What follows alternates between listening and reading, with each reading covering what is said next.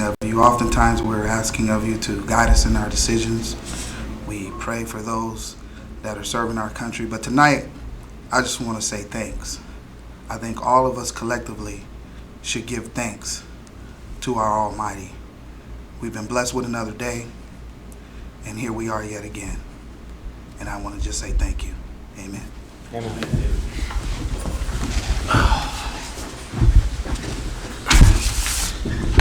Thank you, Tim. I've been reminded by our technical staff in the back that we're still fine-tuning our new systems of cameras and speakers and mics. So please talk into the mic close, Mike. And also, when you come up to the podium, please talk close to it too, and they're going to iron it all out in the back. Will it be possible? Will we get a monitor again as well, Michael? Yeah, we're going to get one. Okay. Yeah. We're going to actually have a projection screen that will shoot on the back wall so you can all see. Roll call, please.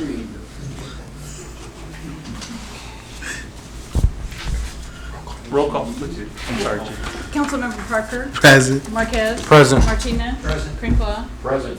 Mayor Fanazia. Present. Declaration of conflicts of interest. We have it this evening. Item 6, ceremonial matters, recognition of police department volunteer. Good evening, Mayor and City Council. Move this up a little bit. Tonight it gives me great pleasure to introduce you, if you don't already know him, Mark Crinkla. He's a sergeant of our VIPS, which is Volunteers in Police Service. He's one of the individuals that not only provides the service out there to us, but also directs the others to be able to, for the other special events that we have. Currently, one of his main projects right now is he is supervising our kids from our Chiefs Corridor, our diversion program, our city diversion program. And so we have the cleanest cars in town, and he's going to be going down on Main Street. They've done weed abatement. They're looking at trash, and I think they're going to have a scraper and going after some gum on our benches in our downtown. With that, I'd like to bring Mark up. Mark, could you please come up? It's the first time I've seen him be shy. Yeah, me too. Mark, in recognition for your many years of dedicated service to the citizens of Newman, as a member and leader of our volunteers, the Volunteers in Police Service Program, or VIPS. You have volunteered thousands of hours. Not only have you manned these events, but you've also assisted in the planning and supervision of the other VIP volunteers. The Volunteer Corps make it possible for the police department to meet its goal of providing excellent service to our community. So I'd like to present this award to you for the many hours that you do.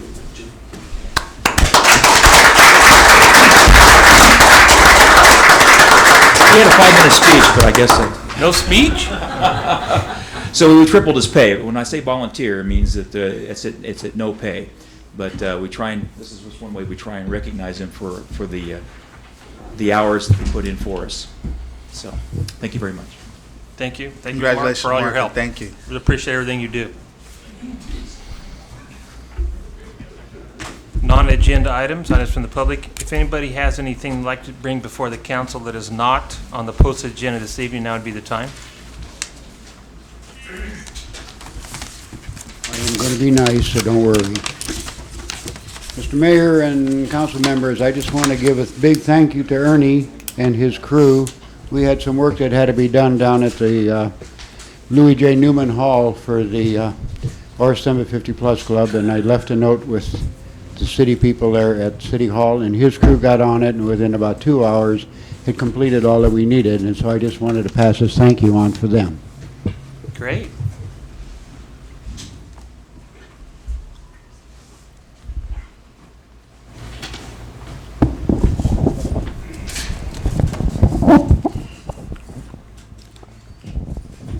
My name is Keith Korsgaard. I live at 608 Lady Slipper Lane here in Newman.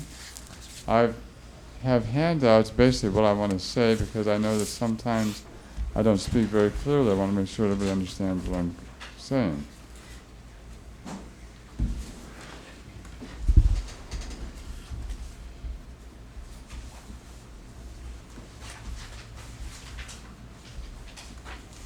Okay. Basically what I have is public parks and facilities should be accessible to all. The Americans with Disability Act requires all new construction to be made easily accessible. I have found a few areas in Newman, particularly parks, with little or no handicapped access, and some of the areas are even hazardous. Surprisingly to me, the worst areas are the newest parks. As the City of Newman undoubtedly receives government tax money for the design and maintenance of these parks, it is a federal law that they should be easily accessible to handicapped persons. I invite any member of the council to spend a few hours with me touring Newman in a wheelchair. I have an extra wheelchair, so you can experience the hardships of not being able to be involved in park activities, as well as other accessibility problems and concerns that should be addressed. That's pretty much all I have to say right now. I've been in Newman since '99. I really like it here, but most people in town know me as the old guy in a wheelchair. I'm in and out of town a lot, but I've been going to some activities at parks. My grandsons are here and involved with soccer, and some of the parks I can't even get into because there's no ramps. I went around today and made some notes on the ones that I go to the most. I think I covered pretty much all the parks in town. I know it's not an agenda item now, but I'd appreciate if maybe another time would be an agenda item so we could discuss pretty much what needs to be resolved. Now, thank you. Keith, thank you very much, and we're going to go over this list. And I know we talked to the city manager today about a problem with our very new park that hadn't been taken care of yet, and we will definitely go down this list and get back to you. Thank you very much for bringing it to our attention. Is there any other non-agenda items? Okay, moving on to agenda items. When the item comes before us and you'd like to comment, please come to the podium, state your name and address, and try to keep your comments to under 3 minutes. We have a public hearing this evening. Second read and adoption of ordinance number 2006-4, amending the Title 1.09 City Purchasing System. Thank you, Mayor. Again, we're asking to open the public hearing as there was some noticing requirements that needed to be met. So again, we ask that you conduct a public hearing tonight. Upon conclusion of that public hearing, we ask that you adopt the recommended changes to the purchasing ordinance within our Newman Municipal Code. The major changes are, and based upon what we heard from staff in the future, is we added a local bidder's preference that allows businesses within City of Newman to have a bidder's preference, being they are local.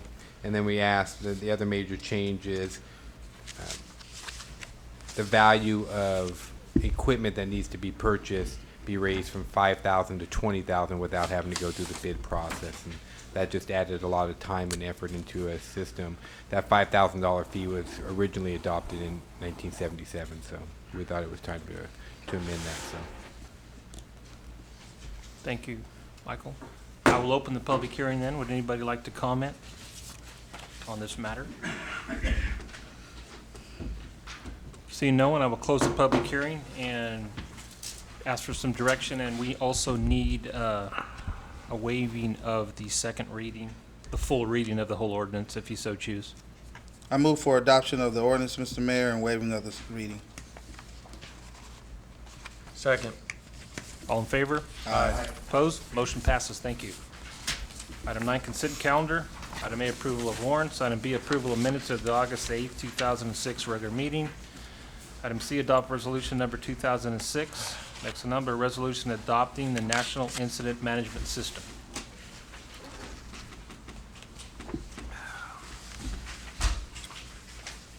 I move we approve the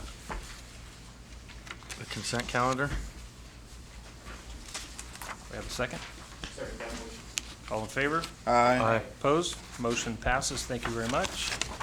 Item 10, regular business. Adopt resolution number 2006. Next to number, a resolution approving the annual transportation claim and authorizing the city manager to execute the same on behalf of the city of Newman.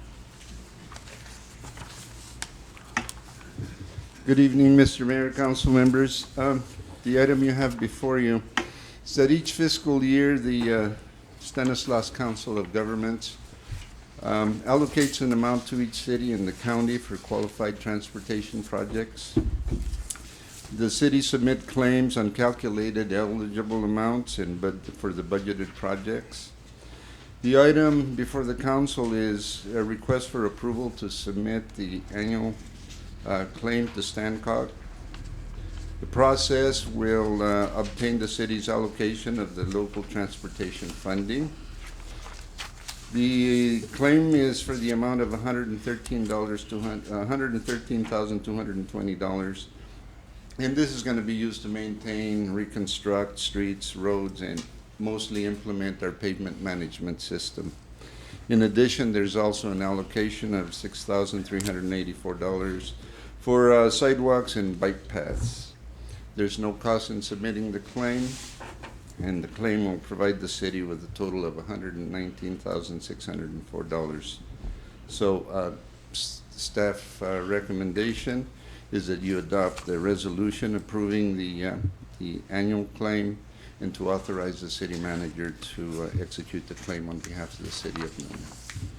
Any questions you may have? Questions for Ernie? Thank you, Ernie. Welcome. Not direction from the council.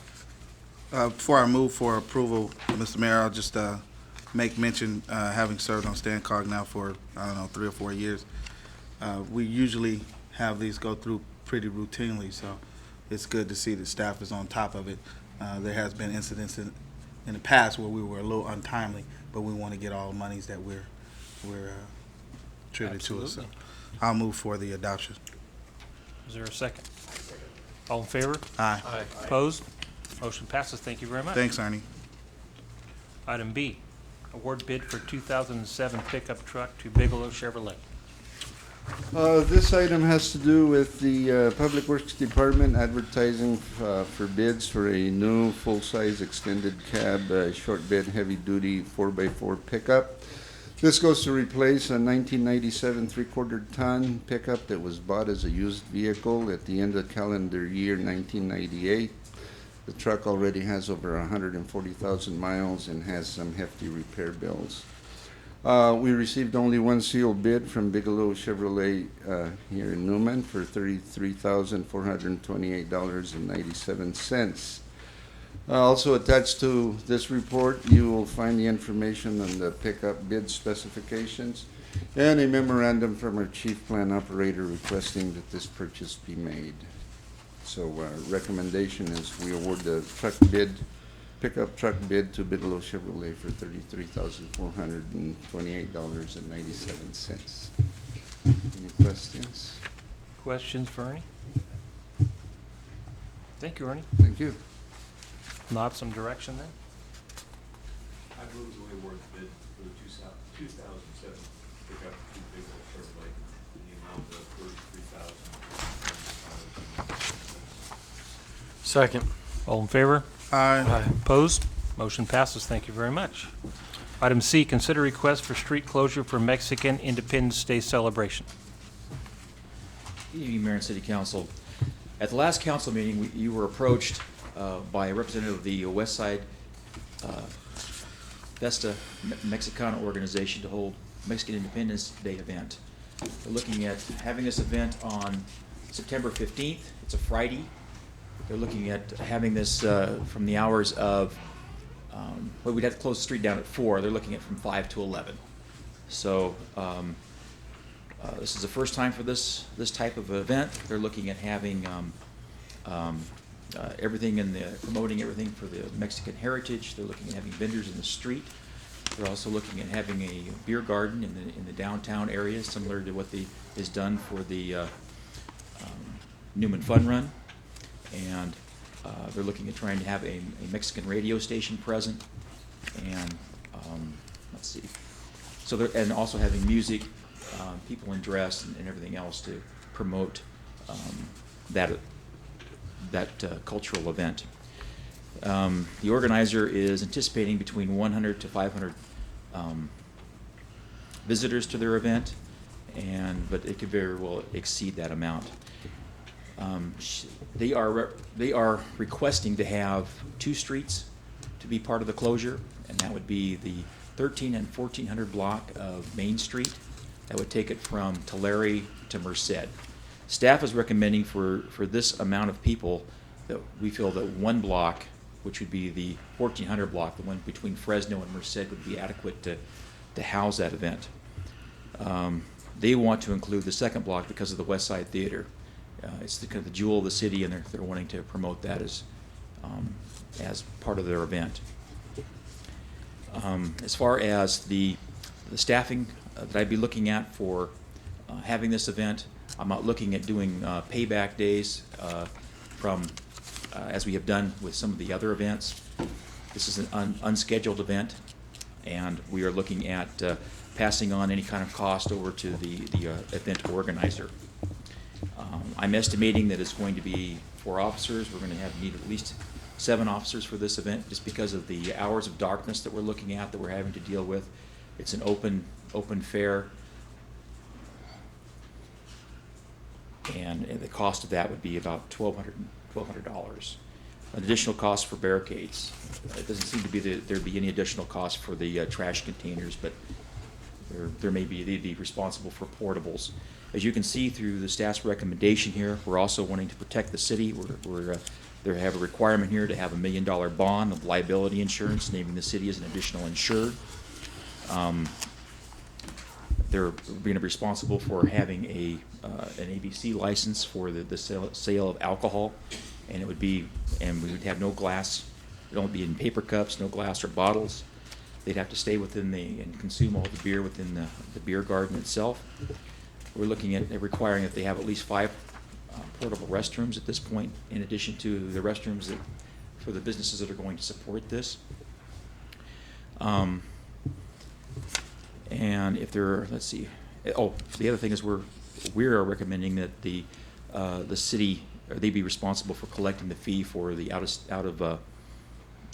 town vendors. It's a $30 fee per vendor, and they're going to make a case. They want that waived. They're also wanting to have half of the security for, see if the council would be willing to pay for half of the security or for the event as well.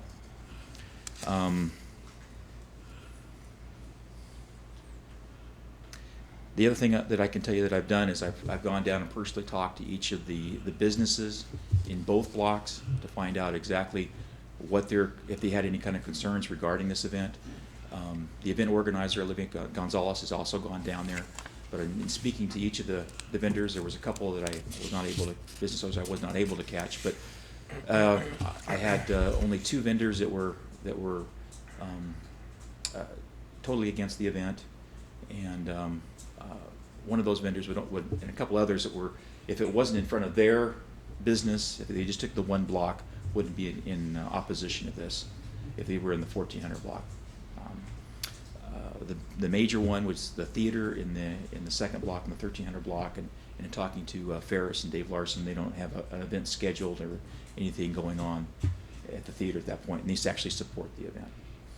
So with that, I think there's maybe 1 or 2 that may have comments on that, but I'll be willing to answer any kind of questions you may have regarding the event. Mayor, if I might, real quick, and we also got a call from Glennis Kidder at 960 Inyo, who's out of town, and she called to staff just to express her opposition to the event, and also the opposition, her opposing any city funds be used for this event. So I just wanted to make sure who is this? Miss Glennis Kidder at 960 Inyo. I just wanted to make that a matter of fact for the record because she's out of town and she asked me to do so. And in checking with But hang on, this is on the 1300 block though, of Main Street though, right? Right. So 1400. Glennis is what, 2 blocks away or 3 blocks away or something? Yeah, 2.5. Her street is not even being suggested No. of being. Chief, blocked. Okay. I'm sorry. Chief, so every business on the 1400 block was okay with it? There was 2 businesses I was not able to find open, and that one was one of the Mexican restaurants, and then oh, I'm sorry. Yes. Well, I wasn't going to mention any names. And then the other one, there was another business, but it was more of a clothing business. So. I'm sorry. I was just getting a clarification. They were opposed, or I did not. I did. I don't have an opinion from them at all. Okay. They were disclosed. I was not able to contact them. What were the ones that were opposed? What block? What block? Next block to the. There was one that was on Fresno, and then there was one that was on Main Street in the right next, close to the theater. So, That was going to be my next question, if you talked to the people on the side blocks on Merced and Fresno, and it sounds like you did. Some of them. we've hit the ones on Fresno, and there was only one business that was actually open that felt that there was going to be any issue at all, and none of those businesses are open. That's the cleaners, and then there's a repair shop around that corner. I actually got a call today from Newman Dairy Supply, and they were opposed also on Merced Street, which are right across the alley from. Oh, I didn't go from- that far. Yeah.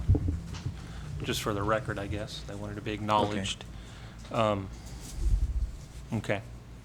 Okay, so basically going into what the staff recommendations are, and I've looked at this already, and what the festival organizers are requesting, there's just a couple of things that are, where we're off as far as, what our requirements are versus what their requests are. Right. I think There's the just a main couple thing of is going to items. be how much space you're willing to allow them to have. Well, I think, and I'm just saying for the sake of consistency, and, John, the mayor can correct me if I'm wrong. I mean, typically, haven't we done with the new festivals or fiestas that we've had, we've kind of started them out incrementally, and then they've grown as the event has grown. I mean, if I remember right. Yeah. I think the Fun Run, correct me if I'm wrong, but they might have started on the 1300 block, maybe, or the 1400 block rather. But yeah. I mean, it started to grow incrementally, and I personally am more inclined to let it go that way. For example, Fall Festival has grown into this gigantic event. Fun Run has grown into this really big event and everything else. And initially, I would say the 1300 block, and as this event becomes more successful, then obviously the city's going to be more inclined to make more concessions, I think. I mean, that would be, and I'm just looking at that for sake of consistency for what we've done, it seems, for everybody else. Yeah, you're right, Charles, and, if I remember right, in the very first Fun Run, it was just that one block. The chief probably could help me out here. I wasn't involved in, but I participated. I think I took over like in the third year with some other people Well, I to can tell you keep it that- going, but, and I think if I remember right, when we first started, when they first started, I think they were required to pay, they had to pay everything, didn't they, at the beginning? The New and Fun Run people? You remember that far back? It's been almost 10 years ago, but, Yeah, because it was kind of an event that nobody knew how it was going to happen, or right. what, But we actually, first time they had a deal. lot. They had the whole downtown. And The then whole we also downtown the required- very first year? Even The the very first first year? year. Really? Is that correct, Ed? Yes. So because we went all the way down to Kern Street with that one. Okay. And we had I didn't realize that. I don't remember that first year. about 10,000 bikes, you think? Oh, no. No. No, not nearly that many. Okay. We had 500 or 600 bikes the first year, 200 or 300 cars, but it has grown significantly. Yes. Right. Yeah. So, but I can't tell you if they actually paid for the police services at that point. Okay. Well, I guess forget that first argument then. So, I don't remember either. I thought that, yeah. memory, I guess, is the first thing to go. So what can I say? Yeah, it is. I have the event organizer here, Olivia Gonzalez, is here to be able to answer the kind of questions you may have of her regarding the event itself. Any questions regarding the Just a the quick management? question, Sure. Chief. The time frame, because my recollection of many of the fairs that we have, the Newman Fun Run, and any time that we blocked off the streets, they're not that late. Mhm. Does the time element, particularly when the serving of the alcohol will be restricted and stopped, pose any considerations?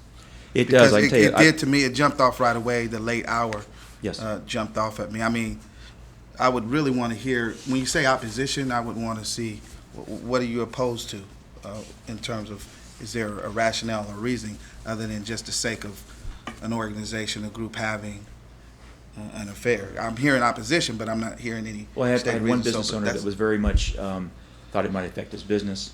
That was in the 1300 block between Tulare and Fresno.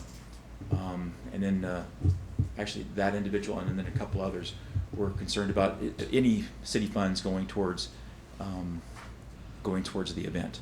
Okay. They didn't feel it was appropriate to have that kind of event for honoring another country's independence, I guess. Okay. And then, but on the time issue specifically that I brought up initially, what are your concerns What I'm looking there? at is I'm looking at 7 officers, and then I'm basing everything on my recommendation of 1 block. If we go into a second block, I will need to have more staff. This is only the staff that would be dedicated to this event. My other staff would be, that I have on duty, should be 3 officers, will be dedicated to any incidents outside of this affair. So, What about limiting the time frame? well, that would be something else. That would be something that could be brought up with the event organizer. Okay. That's their request. Okay. If you look in here, their request is actually to have the streets from 5 to 11. But for me to be able to offer that street at 5 o'clock, I would have to close it off at 4 o'clock to be able to get the cars out so they can prepare for their event at 5. Why don't we hear, I know there's some people here this evening that would like to comment on it. Let's hear from them first before we hear from the event organizers, so maybe some of the concerns that they bring up can be addressed. Sure.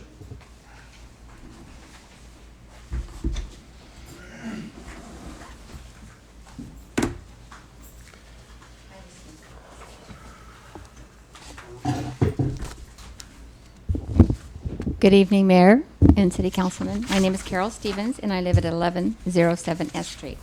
And my opposition, you're probably going to find, is different. It's more of philosophy than it is times or what's going to be served. And I apologize for the format because I didn't know this was on tonight's agenda, so this is in the a form of a letter to the editor, so excuse that. This is an open letter to the Newman City Council. Recently, I received a flyer requesting support for a Mexican Independence Day celebration on September 15th. I understand the council will soon be considering a request from the organizers of this event to close 2 downtown blocks, the proposed location for this function. I urge the council to deny this request. I do not believe this is an appropriate use of city streets. This is the United States of America, and we celebrate our independence on July 4th. This celebration is for all Americans. Unless you are a visitor from Mexico, you are a resident of this country.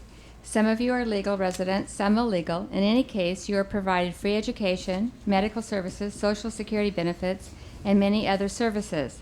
This is your new country, and this country's independence is the event you should be celebrating. United States of America flags should be displayed in our downtown. Our country's heritage should be celebrated. Our language should be spoken. You live in America, not Mexico. This country is the land of immigrants. Its strength is a result of these immigrants assimilating, not maintaining separate identities. If you have chosen the United States to be your new home, then become an American. Celebrate its holidays. In a couple of weeks, Newman will be honoring its farming community by celebrating the harvest with the Fall Festival. Volunteer. The organizers of this event are always looking for help. Step up and serve. I urge the council to deny this request. Do not encourage this separatist activity. Our streets should fly American flags. If this event is sanctioned by the council, allowing public space to be used in this manner, where will it end? If every nationality moving to this country wanted to close our streets to celebrate their independence, we would have closed streets and Independence Day celebrations continuously. Wake up, America and citizens of Newman. Demand what you are entitled. This is America, and we celebrate Independence Day on July 4th. Thank you. Thank you.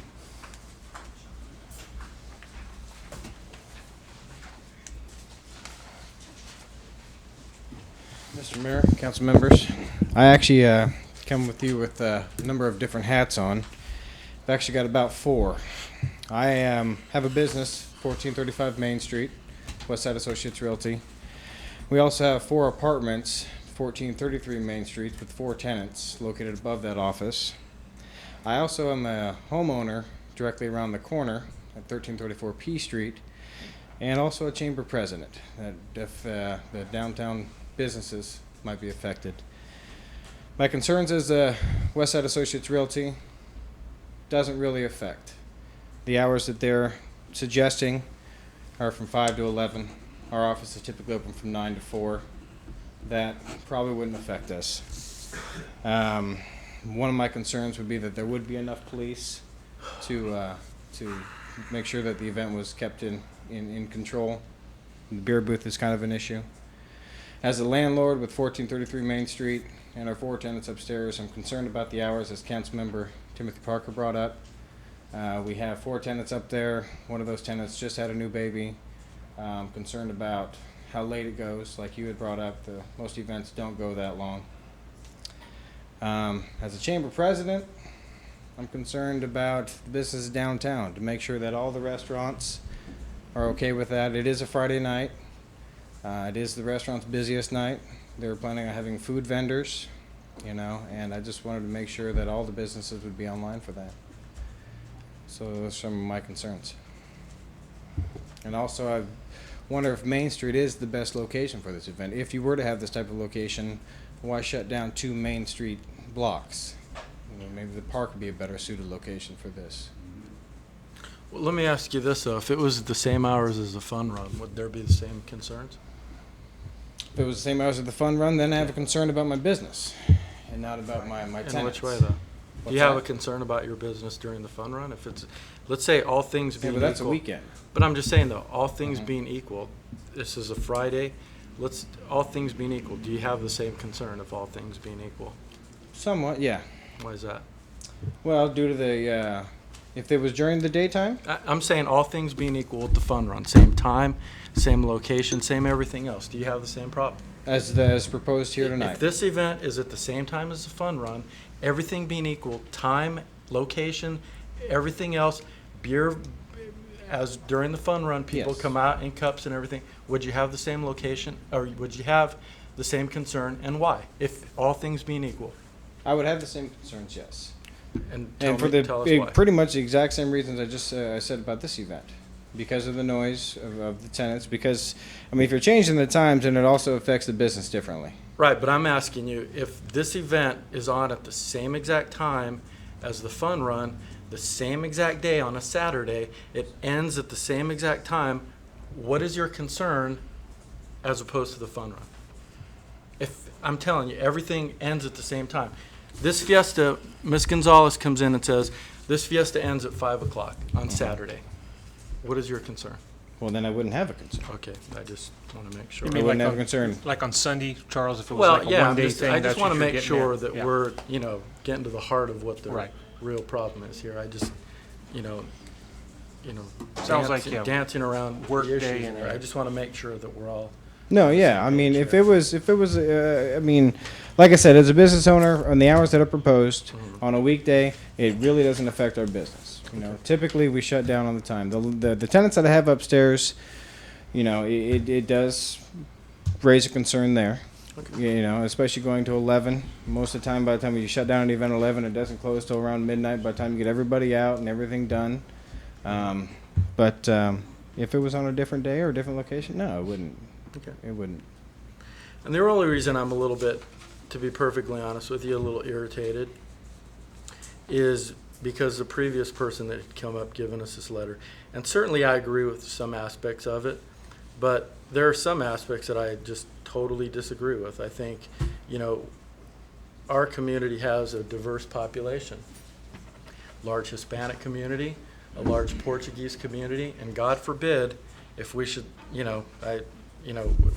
what's next, I wonder? Are we going to tell the Portuguese community here in town, don't ever, put your flag out, don't ever have any Portuguese celebrations, don't ever do any of that stuff. I just, we start going down that road and, I just.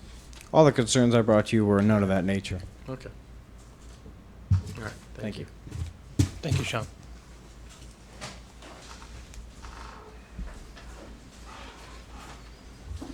Bob Navoa, 940 Fresno Street. I have kind of a two-folded concern here. My first is as a business owner, this would impact my business because they would shut down Main Street at 4 o'clock to remove all the cars. Then the cars that are going to attend this function would start parking in front of my business at 4 o'clock, and I'm open till 6. So basically wipe me out for 2 hours. And some people would say, well, what about the farmer's market? Well, the farmer's market doesn't attract or close down 2 entire blocks. It's just 1 block, and it makes a big difference. The other, and this is a part of the first part, okay? You're asking for $1 million, and we have counsel with us tonight that will tell you very clearly $1 million is not enough. This council needs to rethink what is enough liability for an event serving beer. I will tell you that the Rotary just submitted with the city a $5 million bond. And that's what Rotary thinks is prudent. And I would urge you to consider in the future, obviously that's what's on the books right now, but in the future I think the council would be prudent to rethink that number that you're looking for liability, because I guarantee you that if somebody comes and smashes my business, I'm going to be suing for a lot more than $1 million. And the second part is I'm going to address exactly what you brought up, Councilman Marquez. This is the slippery road. This is the slippery road that this country is heading down, because this came to my door, underneath my door. No one bothered the courtesy to come and talk to me other than the chief.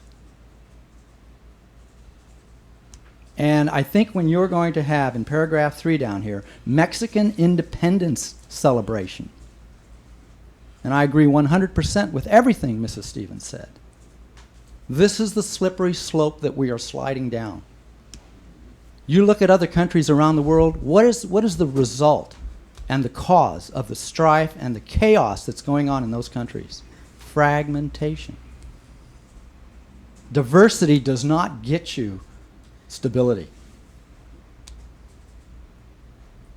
You know, my father put his life on the line for this country. I put my life on the line for this country. And we have young men and women from Newman right now putting their lives on the line for this country. And I will not sit idly by and watch another country celebrate their independence on our streets. And that's what this is about. You can change the name, call it whatever you want. It's still, you're celebrating the independence of another country. And anyone in this room that stood up and put their hand over their heart and said, I pledge allegiance to the United States, needs to stand up now and protect the very allegiance you just took. And that's what this is about. And now a lot of people will say, well, gee, that's kind of over the top. We need to wake up. This is just one step down that slippery slope. And when it comes time for my grandchildren to have to defend this country and look behind them and find no one standing behind them, it started right here tonight. Think very, very seriously about what you do. Thank you. Well, Bob, why don't you go ahead and stay up there, since you've felt the need to go ahead and let us know what you have to say, then let me go ahead and do the same. I as well have served honorably in the armed forces. As a matter of fact, I served nearly 2 years after this war kicked off, and I still serve as a first lieutenant United States Air Force Reserve. And I proudly serve in that capacity. Now, what I was getting to, and I agree, there were certain segments in here that I agreed with Ms. Stevens clearly on. However, I think there are certainly some issues that I don't agree with you on. And, you know, I think that, you know, it's very easily to say, you know, come work in our fields, you know, do the manual labor that nobody else wants to do, but you know, oh, you want to do a celebration? No, we don't want you to do that. But do all this menial stuff that nobody else wants to do, that we're glad to have you do, but no, don't do anything that you feel that you want to celebrate with. And I just have a real problem with that, because I just think it's unrealistic. And obviously, you know, we have gone down this slippery slope that you talk about. But, I mean, I think it's completely unrealistic to say, oh, we're going to shut all the doors and everybody's going to be deported and everything else. Well, you know, if you looked at the newspaper, which you have over the last several months, you'd see articles in there from Mr. Perez that talked about labor shortages. You'd hear from different folks here in the community that talked about labor issues and so forth, guest worker programs alike. And, you know, I just think to come up here and you know, pontificate about some of these things is unrealistic, and I couldn't disagree with you more. But I appreciate what you had to say, and I'm very glad that you've served honorably, as I have, and I'll leave it at that. If I might, these folks have every right to celebrate whatever they want. They have a business, and all of that. But my whole point is when you start putting these, and it's the independence part that bothers me, Charles, quite frankly. That's the part that bothers me. And if that's the part that bothers you, then we're in agreement. Well, I know we had a Cinco de Mayo celebration maybe in 1998, 97 or something. I don't remember the year. And it was at the St. George Hotel. And it was very well attended. You know, the folks, you know. We there didn't close down Main Street. I understand. But like I said, there are things in here that I don't agree with. Unfortunately, there's a tendency sometimes for people to kind of dance around the issue and. Well, I don't you know, think I and danced say around that, any well, issue. I just think that there's a tendency sometimes if you feel a certain way, if you don't want certain people, you know, then I didn't you say know, that, you gotta Charles. come right out in the open and say it, I didn't you say know what I that. mean? You're the one putting those words in my Well, mouth. I I did just, not you say know, that. You know, I'm Mexican. I could read between the I'm lines. not a Mexican American. I'm an American. Okay, that's fine. My heritage is Mexican and Portuguese. I am not a Portuguese American. I'm an American. Okay. Could I just say one thing? I'm sorry. I'm sorry, Mr. Councilman Marquez, but I do think you misunderstood the idea of this letter. I am not saying we shouldn't welcome people. I'm saying we should welcome them and include them. I believe in inclusiveness, not divisiveness. And I think if we are celebrating another country's Independence Day, we are clearly in competition with our own country. This is the United States of America. It's an independence. We have an Independence Day. And it's appropriate to celebrate this in restaurants, in rented halls, in parks. But, you know, to have it downtown and sanctioned by the city in the way that they're asking you to sanction it is doing exactly, I agree with Bob, what is happening right now in Iraq. Iraq has got three groups of people that all hate each other, that never assimilated. And they're probably going to be that way the rest of their lives. And we probably will never make a change for them because those people didn't assimilate. And our immigrants prior to this did. Everybody became an American. They were proud to be Americans. They didn't want to celebrate their country that they came from. They chose to come here for all the reasons you said, for jobs, for a better life. And I'm not saying we shouldn't welcome them. We do welcome them. Every single day we welcome them. But they shouldn't come here and then celebrate their country's Independence Day. I just have a philosophical problem with it. It has nothing to do with prejudice, and I think that's what you were suggesting. And I do resent that because it has nothing to do with that. Absolutely nothing. And I want that on the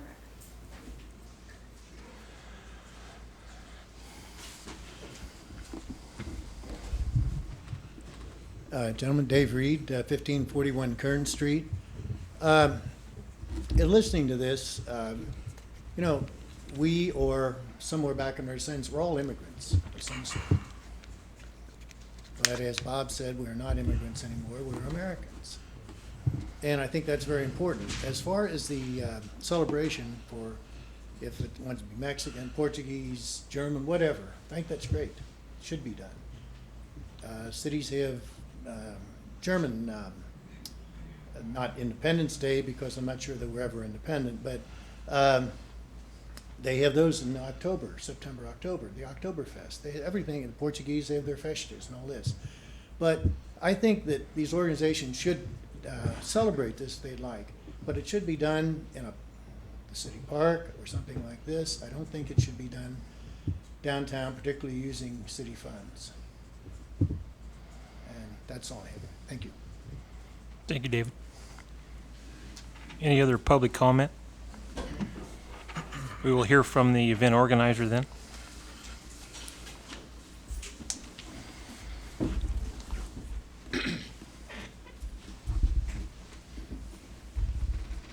Good evening, Mayor and councils. My name is Olivia Gonzalez, and I'm here representing the Westside Fiesta Mexicana.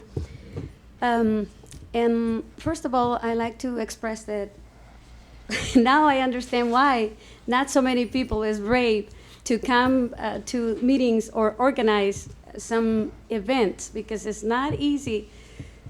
It's not easy to take all this. Every individual has their own way of interpret and to express themselves. Sometimes I believe it's a lack of understanding the purposes and the philosophy of each different group. I born and grew up in Mexico. I have my roots very strong. I thank God and my father for bringing me to this country. And if you have the opportunity to read over here, I express the part of our activities as a group is to celebrate the American celebrations, which highly include the American independence. And we are not here trying to celebrate Mexican independence and the American Day or take away any of the American celebration. The purpose is to celebrate our own heritage and to teach our own generations who are the descendants of the Mexicans here, to teach them the valuable to understand their own culture and to be part and respect the country that they are living in. But again, I think you have to be comfortable with your own roots before you can adapt any other, either the language or the culture or the lifestyles. And I seriously believe that maybe it's a misunderstanding of the purpose of this celebration. I also express in this letter that I want to do it in a united way. And when I said united, I mean for people to come to our celebration and find out the reasons why we're doing this. When we began this meeting, I was with my eyes closed, listened to the prayer. And was you, Mr. Marcus, the one that did the opening prayer? Oh, I thank you. And I was, through the meeting, I was praying also for God to give me the strength to remain calm and to have wisdom to talk to you. As you can tell, my English is not the best, but I'm trying my best to express. And I apologize to Mr.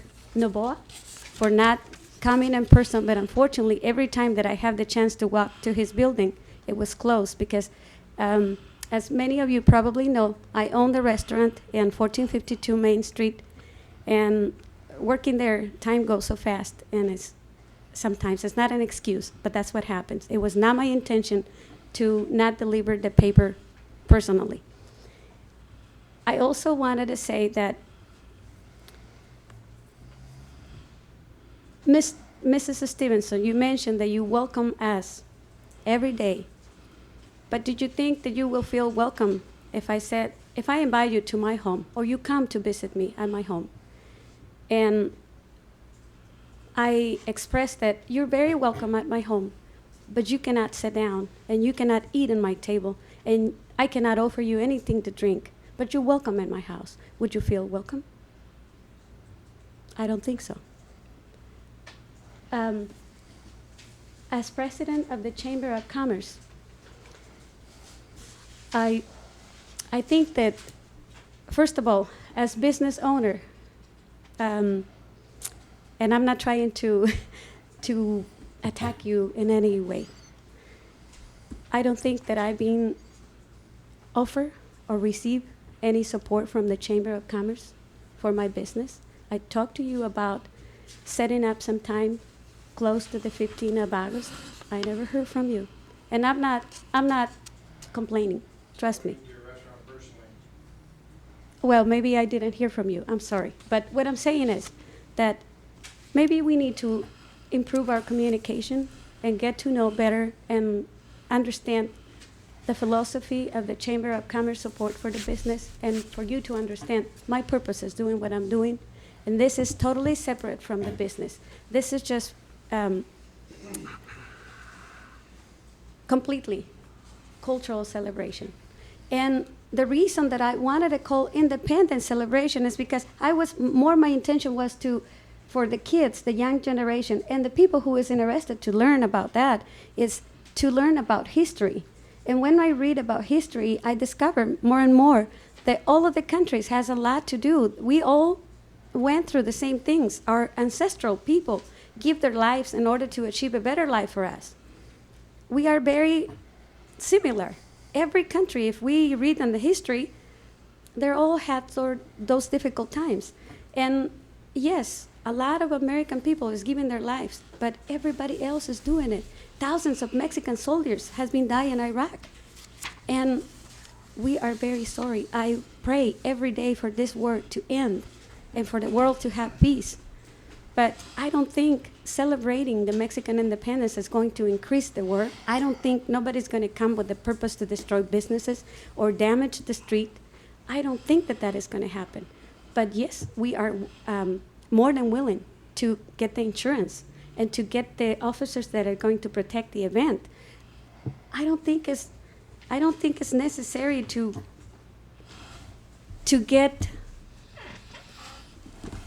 in the opposition to have a celebration just because it's going to be Mexican independence. Would you like to hear more like a street fiesta? But every celebration has to have a purpose, and it has to be a goal for this celebration. What will be the goal? Just to have a fiesta? If you are opposing to a cultural celebration, what will happen if I come to you and I said, I want to have a fiesta in the street? What is the purpose? Oh, just to have a fiesta. What would you say for that? Would you let us have just a celebration with no purpose?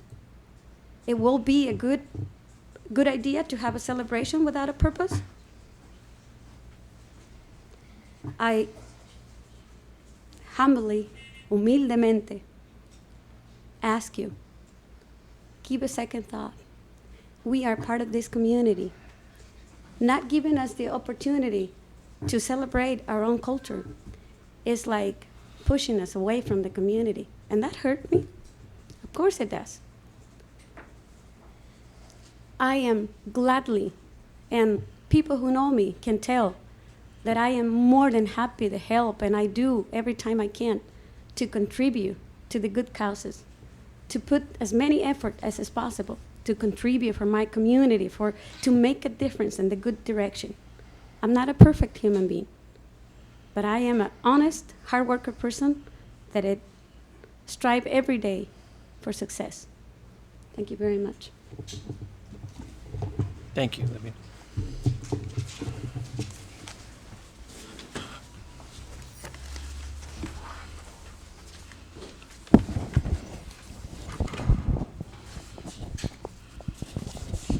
Keith Korshgard again, Lady Slipper Lane. I didn't know anything about this celebration, but just from listening to everybody, the lady at the end, I'm sorry, I'm lost with names, that spoke first, I agree with a lot of what you said, but the young lady just spoke, I agree with her too. I'm getting the feeling that the problem here is not so much the celebration, but maybe what it's called. Mexican independence makes you think of celebrating the Mexican independence from Spain or whatever it was. But I'm German and Danish, and I don't see any German and Danish independence, but I have been to things called, let me backtrack. Perhaps for this, it is important for children to understand their heritage, what happened in the previous members of their family and their heritage of how they got to where they are now. Maybe a better idea would be to have the celebration the way you want, but call it a Mexican heritage celebration instead of Mexican independence. That's the only thing I see coming out of this. That would still be able to get the heritage out there, teach people what the Mexican heritage is and how it affects our country without making it seem like you're celebrating another country's independence. That's all I have to say. Thank you. Well, bypassing all the cultural stuff and all that stuff, my main concern is the technical stuff. I realize the concerns. We've never had an event downtown at night on the street, and I can understand the concerns weekday and at night. All the other events we have are during the day, and I can understand. And my main thing is the insurance and the rental, the portable toilets, all that stuff. That's, and participating in the security and all technical stuff. That's what I'm main concerned about. And I do understand everybody's concerned about on a Friday night. Every other event that we've closed the streets, a big event is always on a Sunday. Most businesses are closed. Over the years, the fun run, I've talked to every business, the bars and the restaurants, they're very happy to have that because they do very well on a Sunday, more than they would on a regular Sunday. So those are my main concerns with technical stuff. Gentlemen? I'll go first. This is a very difficult question. I think it's wrong to call it Mexican Independence Day because that doesn't really bring us together. I think if you have something like this, you want to bring people together. And I listened to everyone tonight, and it's dividing people. It's not bringing them together. So I can't be in favor of something like this when it divides people. It makes them not happy and they don't want to celebrate. I mean, I just don't think it's bringing people together. I'm opposed to anything like this that divides our community.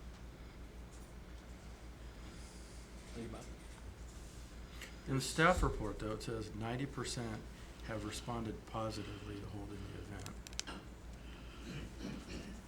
Of the businesses. Right. Yeah. There's several issues that I see here that I would like to address. First of all, I'd like to applaud you for your enthusiasm. I think it's important that we celebrate, whether it's Mexican heritage, Portuguese heritage, German, Danish, whatever. And there's several things that we need to do. For now, I think we need to be in line with what we've done for the other events. And after that, then we'll address some other things. One of the things I do agree upon is that I think the name should be changed. You could call it, as we've said, Celebration of Mexican Heritage. I think that would put out a big fire. The other problem that I have with it right now is it's on a business night. The mayor alluded to the fact that all the other ones have been on a Sunday. I think that's when it should take place. If you affect one person's business, one person, then it's not fair to that person. I think the city, to support you, should do the same thing consistently with what they've done in the past. Once that's been addressed, I think the standards, we should go back and revisit all of them and talk about whether we want to have any events allowed on business days or if they all need to be on Sundays. We definitely need to, and maybe we need to do it before this event, increase the liability insurance and visit that issue. And I think all events in the future should pay their full cost of financial support and not ask for any support from the city. If we support one, we do not support another, then that's all unfair and it's not equal. And we should also visit the language of what events can be called, and then that would eliminate any of these problems. So, as the way it reads right now, I'm not supportive with a few minor changes, primarily the day and the name. I would support it. May I say something? If the major concern is the business, but the people in business has been agreed to this celebration, that means that they are conscious of the risk that they're taking, and we've been discussing about that, and they are willing to take the risk. So I don't think that will be a major concern for the city council. About the expenses, I think the group is conscious of the expenses, and if the city cannot contribute, we will understand and we will do our best to get it sponsored. There's people in business who are interested to sponsor the celebration.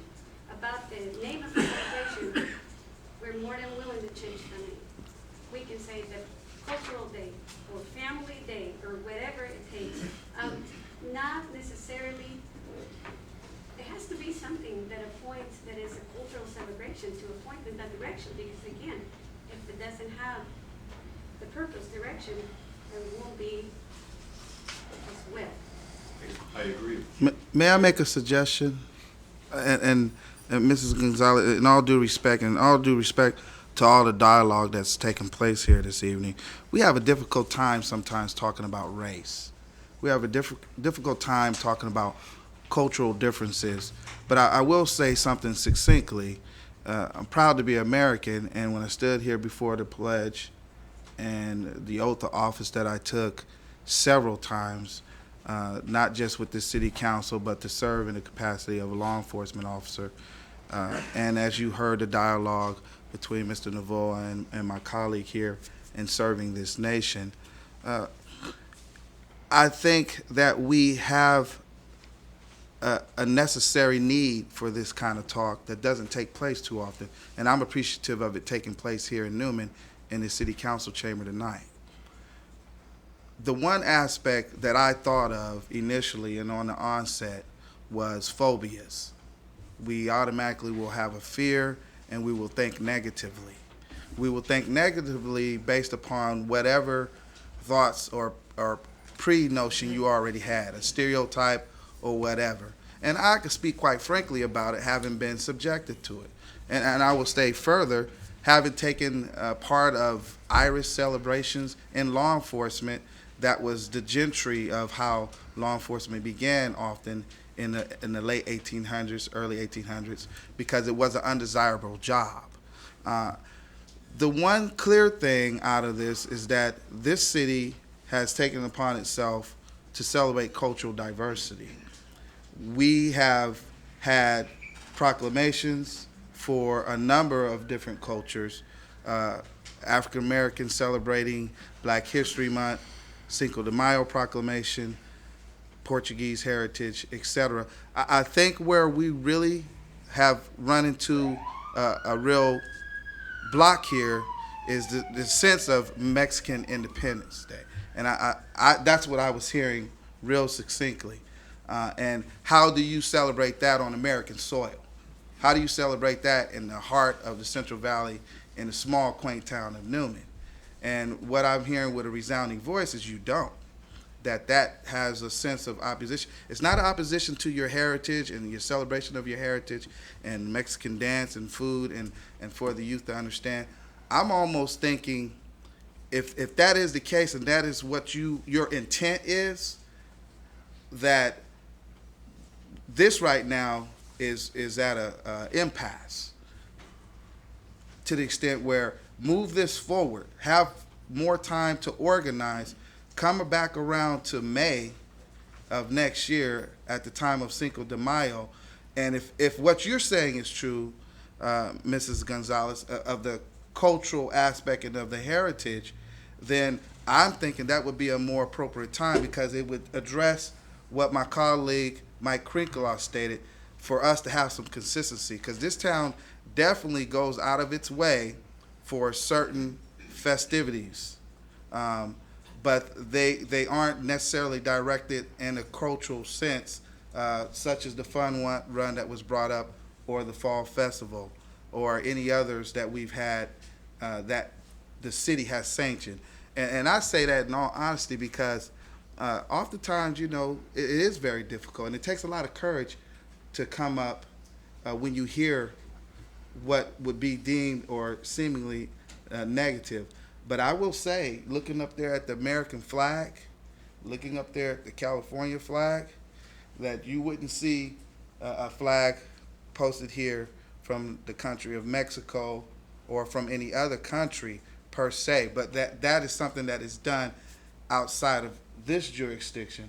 So in final comment, I think that this has some merit in terms of what your actual celebration is, but in terms of Mexican Independence Day, we put all of our flags downtown. We have specific poles for that we do on Celebration Day, Flag Day, the celebration of independence of the United States of America. And I might say, just kind of in levity, because this has been such a serious topic, the black slaves in Texas didn't actually know that they were free during the Emancipation of Proclamation.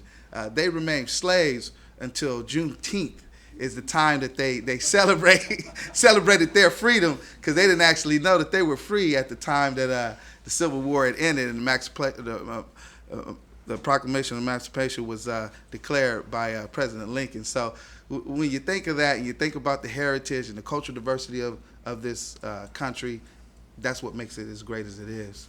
And that's my suggestion, because there is a contentiousness here. There is a great discord when you talk about Mexican Independence Day, some of the things that have taken place recently. And I was in San Francisco when there was a labor stoppage day, and we don't want to bring that here to our town, but not to be in a phobia. Yes, ma'am. Okay. What I wanted to say is that Olivia, you want to go ahead and come up here? So, yeah, please.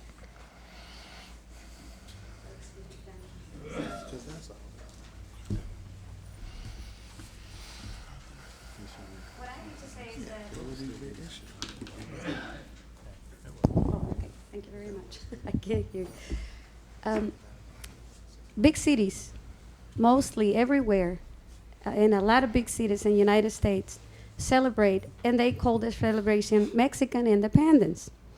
Not necessarily attempting to take any honor or any credit away from this nation. We honor and we celebrate and we thank this country for everything that we receive from this country and for everything that we have the opportunity to give to this country. I think, and I recommend you seriously, to take the opportunity to go to the cities like Modesto, Merced, Stockton, Sacramento.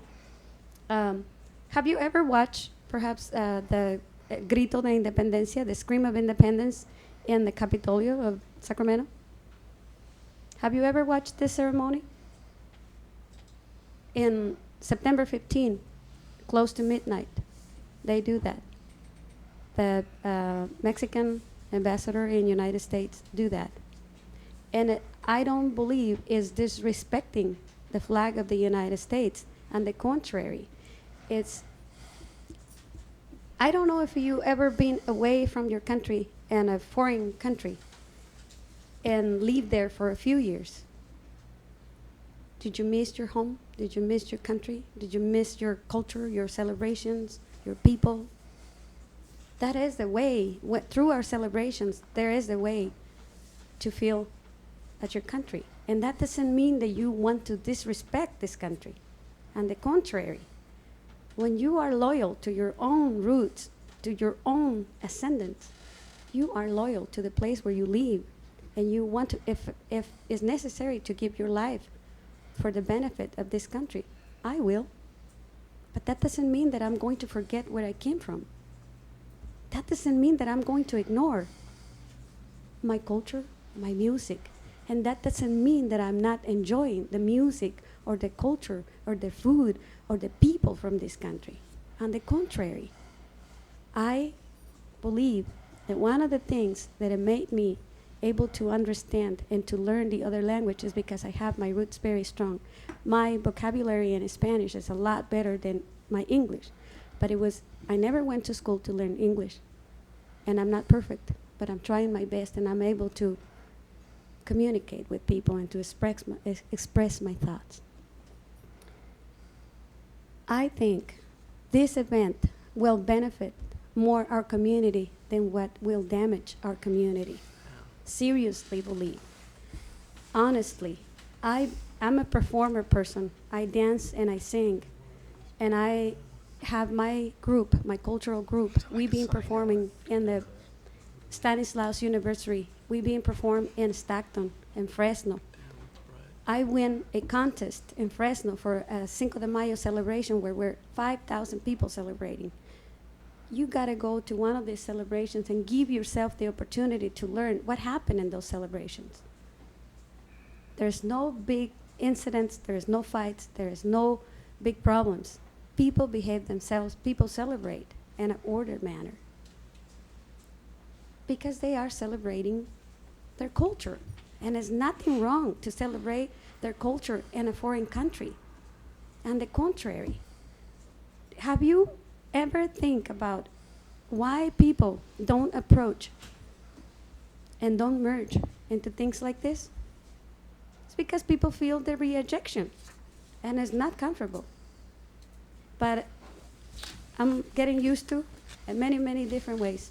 I'm not speaking for this night. And that gives me the courage to insist. Because sometimes it takes more than once or 5 times to insist to achieve what you want to achieve. And to have people understanding what is the purpose of your actions. I ask, please, be conscience that we also pay taxes. We also contribute to the benefit of this community. Aren't we deserve a little bit from the city? At least just grant the permission. Let us try. And if it doesn't work, I will not request this again. But give me the opportunity to prove that this will work and this will bring more people for the business. People who is in the realtor business, you should be glad. And if you want to remain open, you might get some customers. Maybe you're not interested, but you might be able to get some customers. The intention is to bring a radio station to broadcast live. And this radio station reached from Madera, Chowchilla, all the way from Merced, all the way around up to Tracy, everywhere around up to Gilroy. I think this, seriously, having the experience that visiting different cities for a celebration like this will benefit the town. This will not hurt the town. And I am the most interested to get the people who is going to guard the order, because I don't like to have disturbances or nobody getting injured or problems. I don't like those things. I like peaceful celebrations. So please, again, give us the opportunity to try. Did any of you attend to street fair in Gastin when they used to have the street fair in Gastin? Have you ever were there? No one? That was a great thing. People get there, they talk to their friends, they buy some things, they talk, they have a fun, and then go home and go to work next day. I understand that the hours that we are requesting are a little late in the night, but people working in the fields don't get up for work at 4 o'clock. They get up for work at around 6. And let's say for vendors, they will come. They will have the chance to do business for probably 3 to 4 hours. People in the restaurants will not be greatly affected, because I am conscious of that people need to do their business. So we're going to try to find vendors who sells products different than what we have in town. So I don't think that this will damage our city or our vendors or our businesses. On the contrary, if you want to be part of this as business, we should have a list, and we'll advertise through the radio which business will remain in business and what will be happening, who will be selling and what will be selling. People will come. I ask you, please, to give us permission to do this celebration. Thank you. Thank you, Olivia. As I said before, my main concern is the technical side of it, and also the time of day and the day. If this was on a Sunday, I think we could get past the cultural deals and iron it all out, but in my opinion, I think there's a lot of opposition to having this on a weekday and at night. I think that's the main concern, and especially you say a radio station, if they're broadcasting live, to me, as Sean said, that right across the street from his tenants, that in the nighttime, late at night, that's a big concern for me. Is that something that the applicant, did anybody discuss that with her? As far as I understand, the celebration is on a particular day, but oftentimes if the celebration is, let's say on a Wednesday or something, if that particular day falls on a Wednesday, then it's going to be moved to the next soonest Saturday or something like that. Has that been discussed at all as far as moving it to Sunday? Because to be perfectly honest with you, when this thing started as well, there were just a few technical issues that, that I wanted to see changed as well. I mean, the time, the date. I mean, that's why I had started off with talking about the consistency of some of these other things. I'm just wondering if the applicant, if that was ever an option as far as the same type of thing like the fun run, like a Sunday or something. I don't think it was, Chief, at this time. It wasn't it wasn't even talked about moving to a weekday, to a weekend, Sunday. Gentlemen, I think we've heard a lot from both sides. What do you want to do? Before we make a decision, let's see if there's some room here to make a deal. Are you willing to change it to a Sunday and during the day, similar to what they have the fun run, to alleviate some of the problems with people living in that area? I will. Are you willing to change the name of it to? Mexican Heritage will be okay? Cultural Day or Family Cultural Day will be okay? Sounds good.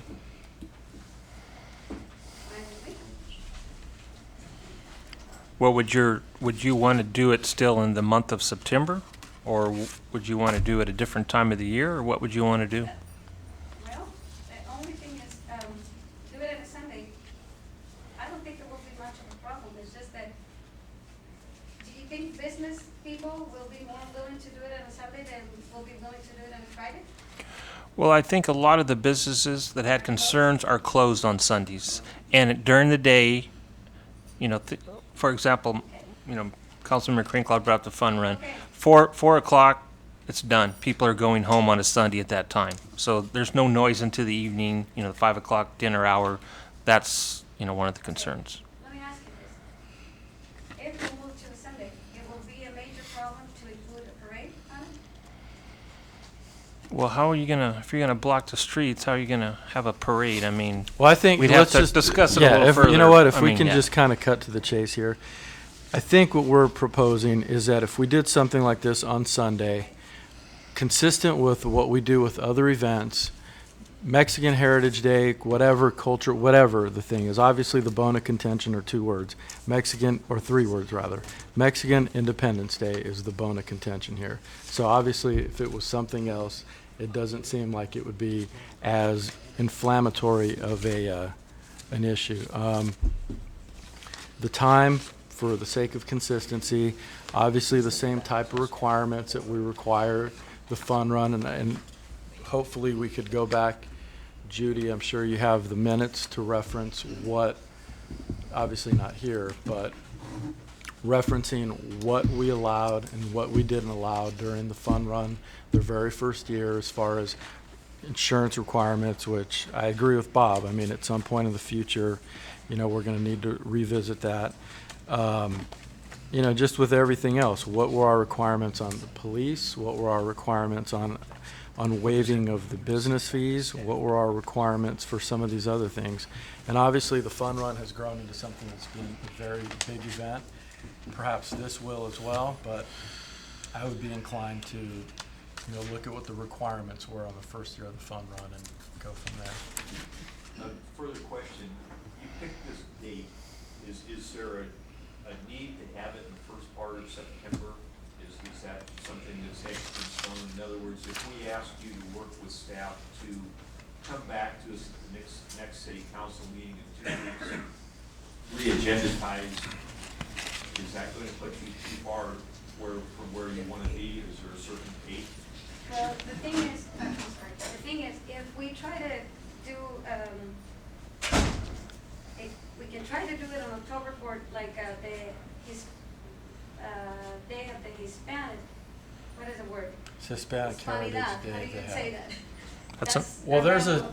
There's a celebration. And correct me if I don't recall the exact. I think it's sometime in October where they have typically Hispanic Heritage Month is I don't recall. Right. So they typically will have Hispanic. Right. It's a national day, but have Hispanic I would Heritage like Month. to keep it close to the 16th. It doesn't need to be on exactly 16. And the reason why I didn't ask it on a Saturday, number one, is because trying to have it on a Saturday, it will require for more things, more money, more things. Like an example, instead of have 5 portable toilets, we will probably need to have 10. Yeah, well, I don't think we're going to look at a Saturday and consider it Sunday? on Sunday. Okay. Is that correct? Sunday will Yes, be the that would be my 17th, hope, yeah. September the 17th. And I'd rather like to keep it close to those dates because of the reason that September has a big meaning. It's the Mexican independence, and it doesn't need to be said that it's going to be the Mexican independence. That is a requirement. needs to be something that they call the attention to the people to be well attended, because again, without purpose, you might not have a good attendance. Okay, but the problem we have is logistics here. We're into August 22nd now. We won't have another meeting until 12th. 12th of September. So that limits your time. It's very short. Unfortunately, the last time that I came and approached you the first time, it didn't seem to be a problem, and I was thinking that having all the approvals and having big conscience and all the requirements, I was thinking that we will probably go with the agreement and the approval of the city. And waiting until September the 12th, it will not, that definitely will not happen, because I cannot do any procedures, any permits, or any paper, any insurance for something that I don't know if it's going to happen. And it's time. And right now, we do have the time, because I have already talked to many different people and agencies, but we need the final approval from them before we can say, okay, we're on it and move forward. Judy, the staff recommendations here for the requirements, is this pretty consistent with the fun run the first year for the most part? Or have you looked at that? Yeah, Mark? those are consistent with the fun run. The first year? Oh, not the first year. No, these are consistent with current fun run Okay. requirements. I was just looking at the calendar there. There's still a Sunday left in September, the 24th. If we directed you to go back to staff and plan something for that day, the 24th, and it was brought to us on the 12th, that would be, what, almost 2 weeks. Would that be enough time? You know, my suggestion would be, since Hispanic Heritage Month is in October, you were saying, right, Olivia? My recommendation would be to have it sometime in October for the first year. Then next year, when obviously we see how the event went, you see how the event went and everything else, then obviously you'll have that 11 months. You know, if your heart's set on September, then I think for the sake of, you know, satisfying our requirements as far as logistically setting it up with everybody, with, you know, making sure everything, all the I's are dotted and the T's are crossed and everything, that would be my recommendation. Sometime in September to coincide with Hispanic Heritage Month. And then next year, you'll have 11 more months to plan. And I think that would probably satisfy the council's requirements. Obviously, you know, my intention is that I would be more inclined to follow to more of the letter of what our requirements were for the first year of the fun run, because I think we don't, in fairness, I think that we want to put them in the same, you in the same boat that they were in. We had to give them time to make sure that the event was good, and, you know, and it was good for the city and it was a good fit. So I would be more inclined to hold you to those standards, because it's only fair, I think.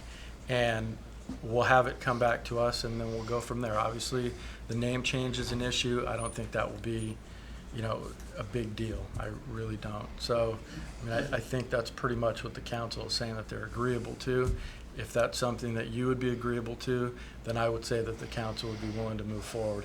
If not, then I would say that the council probably will not go forward with it, and it will be probably another year in planning. So at this point, the ball's pretty much in your court. That's pretty much what our terms are, and if that's something that you would be agreeable to, then we'll move forward. Is that okay with you, Olivia? In agreement with that? Okay, work with the chief, then come back with a date on Sunday in October. I'll take that even a step further. We have discretionary funds, each council member, that we can contribute or we can designate towards a function. And you work out those details for the Heritage Month for October, and I'll take $250 of those discretionary funds towards the security amount that we do and we waive and we look at with other events. And I could do that as a discretionary amount because I think that is the element of what we've been discussing tonight. Because we do celebrate cultural diversity, but we don't, we ran into an issue most definitely when it came to the wording, I think. since I don't have a clue what's in my budget yet, I will offer you. You're spending a lot of yours. I think so. I might be over. I More know, than I me. don't. Olivia, any help I can give you as somebody that's planned Sunday events, you have all my numbers. Once you pick a date, be happy to work with you and the chief on it to have a nice Sunday event that doesn't disturbs as least people as possible. Yeah, we do want to support you wholeheartedly.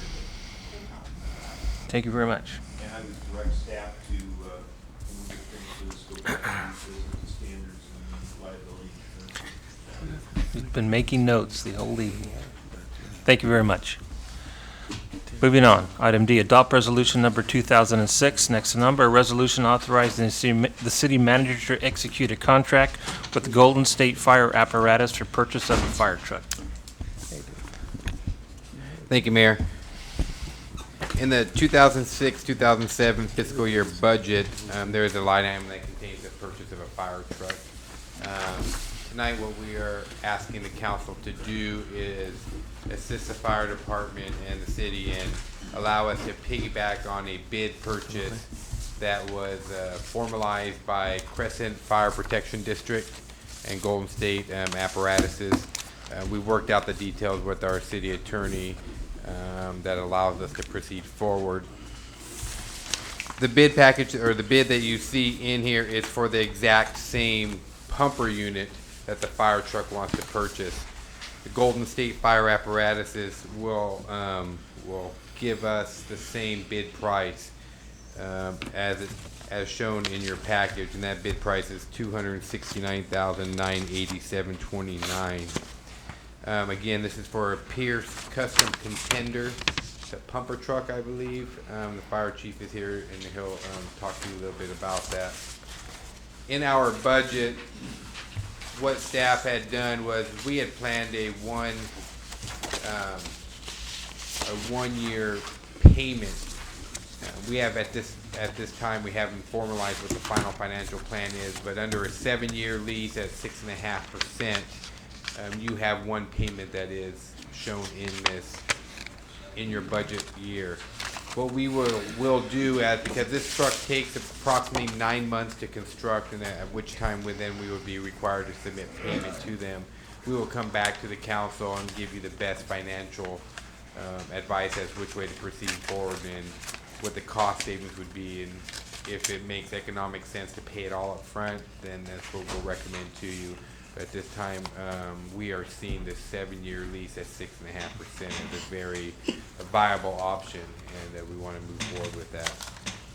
After we purchase this truck, subsequent to council approval, there will be additional items, equipment that will be added to the truck, and that will push the truck to about $300,000. So I know the fire chief is here, and he'd like to answer any questions that you may have regarding the fire truck, and if you have any questions regarding the bid process and how we got there, you can either forward those questions to myself, and our city attorney is here as well. Questions for the chief? No. Do you like it, chief? That's the main thing. Do you like this truck? That's the main thing. I know you're an expert on it. Don't say that. Do you like it? Okay. Does it? Don't say it's the cheapest. Hey, chief. Does it have all the things? Because I know, I mean, we all on the council know that we rarely see the fire department here, asking for budget or anything like that. And as far as equipment goes, as far as any of that other stuff, you guys are good to go on this piece of equipment? I mean, it's going to handle everything you guys need? Yes, it does. Okay.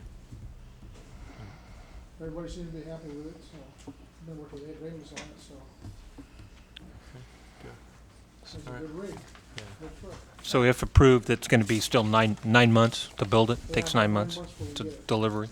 And when it's built in Florida. There's a price that includes $1,600 for two of my firemen to go back and inspect it before it's delivered. They bring it out, they drive it out. We don't go get it, they bring it out. Okay. But, it's upon our inspection, we inspect it to make sure before we accept it. Who'd you choose to inspect it, chief? Ed Ramus is gonna go back, and Dale Admore, assistant chief. Okay.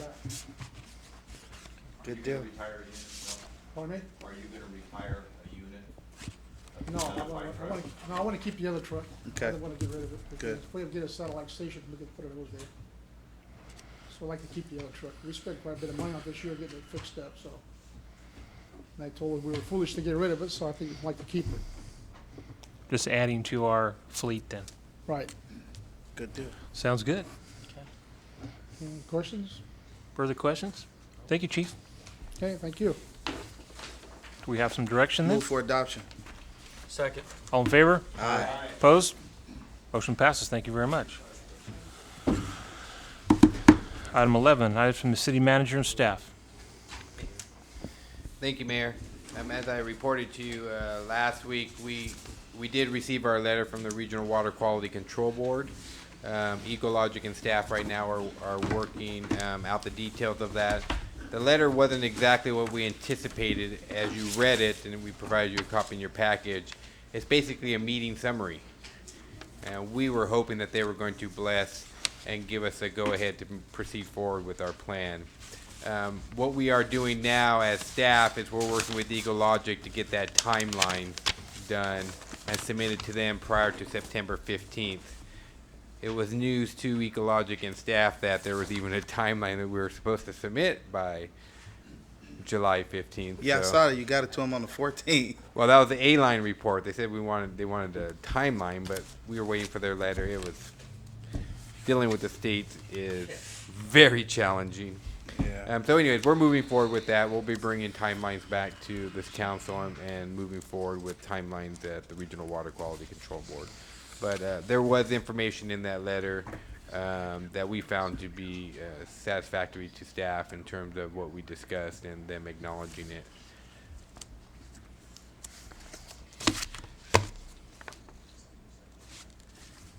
Well, some of the news that I wanted to bring to you was the news on the redevelopment bond.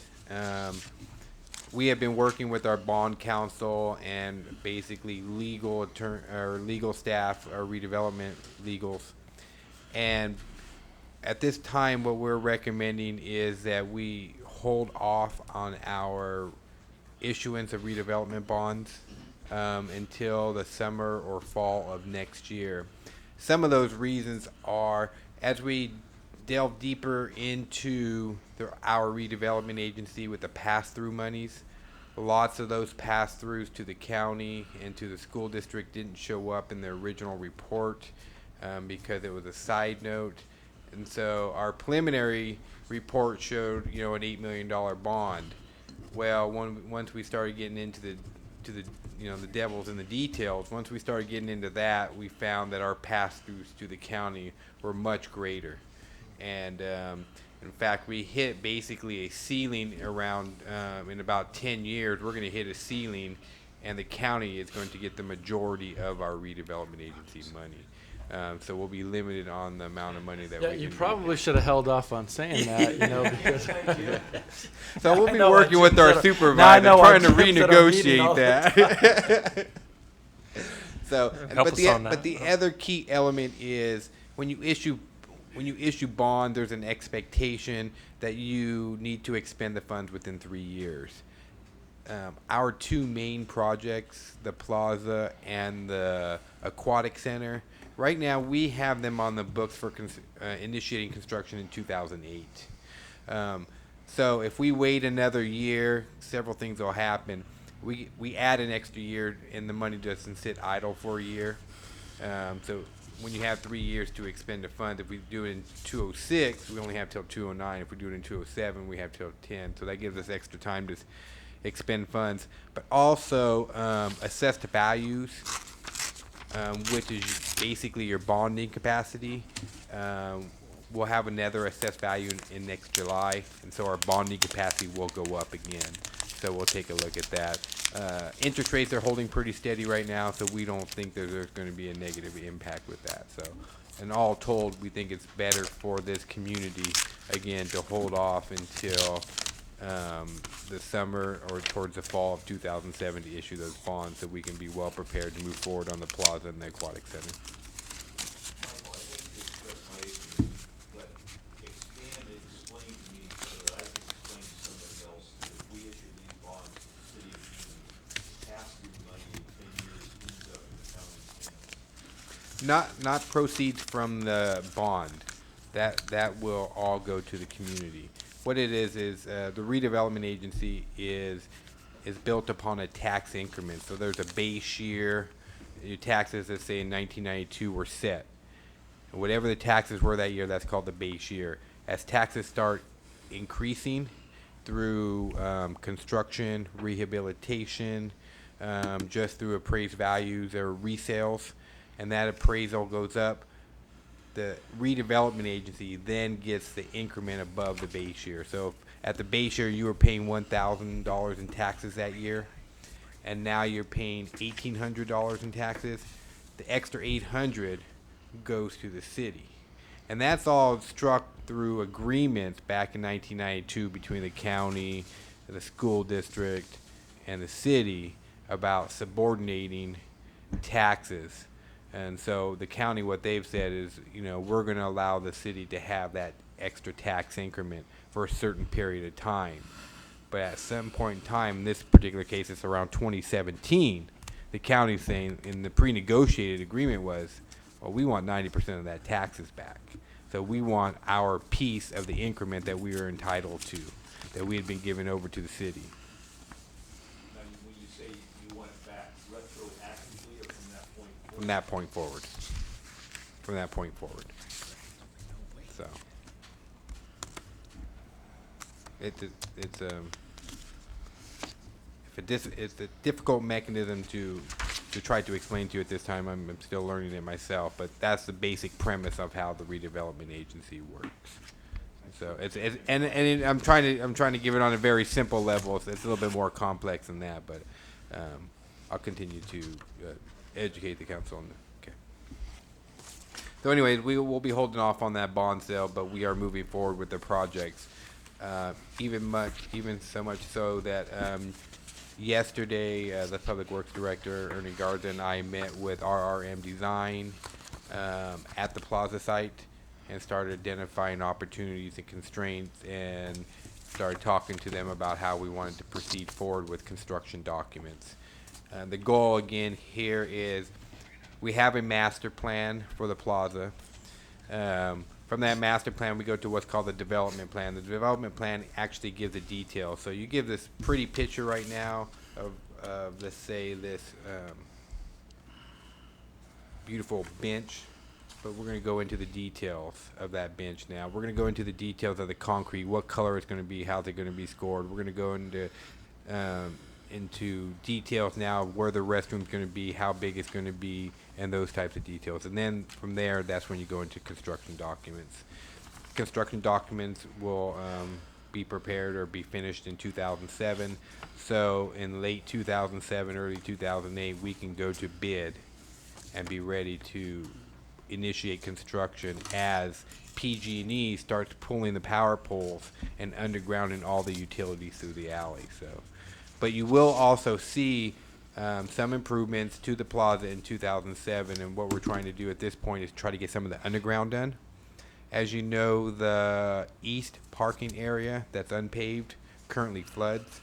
One of the things that we're exploring right now is, can we put the storm drainage lines in now as it is bare ground, and then help that to not flood anymore. And then we will use some T money that we received through a grant from StanCog via the federal government. That's $217,000 this year that we were receiving. So we're trying to expend approximately $217,000 in infrastructure improvements this year. So. Sounds like we have to recall up the Plaza Committee, resurrect them. We do have. Yes, we will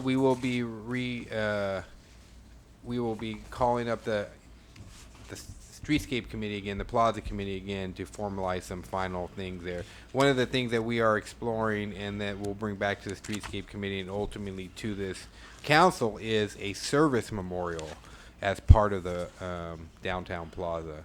And there's a real opportunity to give a dedication to all persons within our community that have served the armed forces, not necessarily just a war memorial, but a service memorial.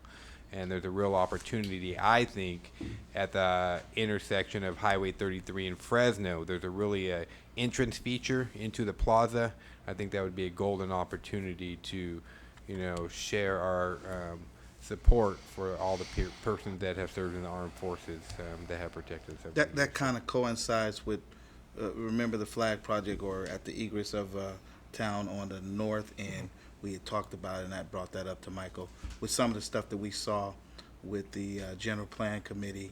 Walnut Creek, I think it was, is where we saw a really nice one. So to incorporate it, and Bob Navarro has been instrumental in this part of this discussion, for an appropriate place would be at the plaza. So I like to see that.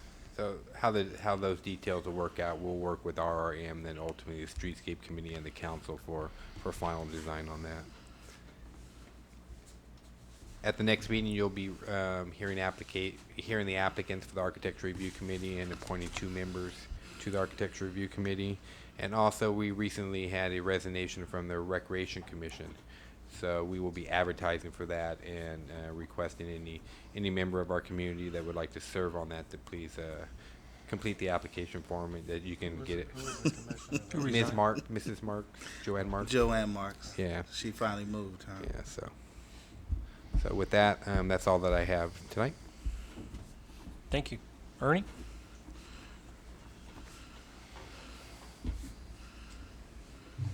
I do have some informational items. First of all, we've completed and installed all our school signs, our new school signs. Judy, have you got a picture of those? There you can see the new school sign with the arrow pointing straight at the crosswalk. This crosswalk is there at Sandy Creek Drive. So knowing that safety is one of the biggest issues for us, especially for children, this is working really well. I like those. And then we have this one showing, the next one is on this street, going down toward Von Renner. As you can see, even when the pickup trucks park alongside, it's visible for all to see. What happened to the arrow on that one? The crosswalks that are controlled with stop signs don't have arrows because you have to come to a stop. Okay. But the other ones that have no control are the ones that we wanted to be sure that we put the arrow right there, just like Bob Martina had suggested, and I think that worked out really well. So, also we're continuing with our street painting. We're doing all the new the stop bars and stop signs throughout the city, trying to get ready for the fall festival that's coming up. The fence along Sherman Parkway, we've told them that we're rejecting it, that they better take it down and get it powder coated. So I sent them a letter saying, strip it all down to bare metal, seal it all up. They've taken the whole thing out. They started to last Friday. They took most of the fence, the slats down, and but they're going to continue working on that. Are they going to replace some of the temporary fence while that's gone to keep people out of there? Right now, they're putting one of those orange netting. Yeah. That's what they have in place to keep people out of there. And then on Thursday, we're scheduled to begin on the abatement of the hazardous material at the swimming pool. Good deal. Any questions you may have? Yes. The sod at Sherman Park, what's your evaluation of that?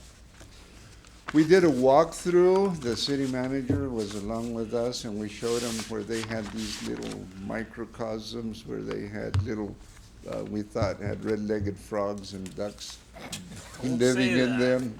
So we told them, you have to dig these out and get these things corrected. So they went in there, they cut those sections out, they brought in some additional fill, and they're trying to get those put in sod and get it going. There was quite a few areas that were in that shape, so they're working on those also as well. I have a real concern.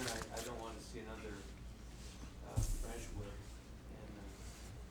and the problems we have there, and how long it took to get it right. Right. That's a big, beautiful park. It is. I certainly don't want to see the city take it over until it's really ready for us to take over. Yes, we've made that perfectly clear to us. The city manager made it known to them as well. When we walked it, we were pretty critical on it, pointing out this needs a common term, a weed and feed, because there was lots of weeds out there. And as we walked through, we said, see this? Bone dry. See there's 2 inches of water 5 feet away. Fix that. So they're still ways away from us even contemplating acceptance of that. And we're trying to get it done so that I know this is a big, beautiful park the community deserves, and we want to open it up to them. But we're not going to buy a new car that needs a new alternator. Okay. And Ernie, thank you Thanks, for the Ernie. sign. Oh, you bet, they look good. And I tell you, that makes the city proud to see those out there. Crosswalks are next. It's budgeted. Thank you, Ernie.